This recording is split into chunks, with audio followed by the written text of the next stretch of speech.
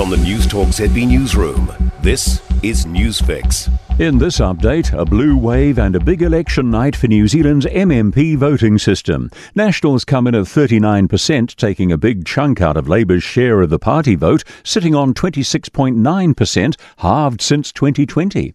Electorates have also swung, with National, Te Pāti Māori and the Greens all on track to take several previously safe red seats.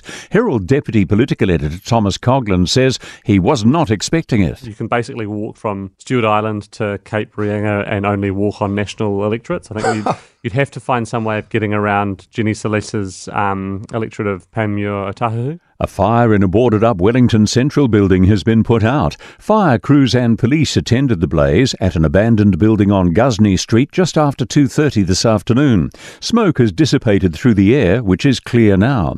The building, which council describes as empty, shut in 2019 because of its earthquake risk status. Wellington local Emily says she saw smoke blooming out of the building, and it reminded her of other large fires that happened earlier this year. At times you could see flames burning through the roof and debris falling down onto the road. In Wairarapa, State Highway 2 in Waingawa, north of Carterton, is closed because of a scrub fire.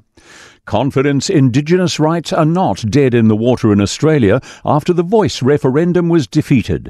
It sought to change the constitution to recognise the First Peoples of Australia by establishing a body called the Aboriginal and Torres Strait Islander Voice. All states voted no, with ACT the only region to vote yes. Australian correspondent Murray Auld says despite the result, the spotlight is on the situation Indigenous people face. Gaps everywhere. The gaps in things like health, education, employment, justice, housing, land and water, safety, language. That's news. In sport, All Blacks coach Ian Foster wants to savour the Irish victory a touch before shifting attention to the World Cup semi-final against the Pumas. New Zealand will play Argentina on Saturday morning for a spot in the decider, after beating Ireland 28-24 in the quarterfinals this morning. Foster says the Pumas are a great team. When they're in the house and play that physical game, they're tough, but that's about two sentences that I'll say about them, and the rest we'll save for the next few days, because I'm still a little bit in the victory over Ireland, to be fair. Paul Cole says his 5-game win in the United States Squash Open final was made more difficult by fronting the match on his own. The New Zealander did not have a coach or trainer present for the big dance in Philadelphia, in which he ousted 5-time defending champion Ali Farag to become the first New Zealander in 37 years to win the title. That's Sport. I'm Joe Gilfillan.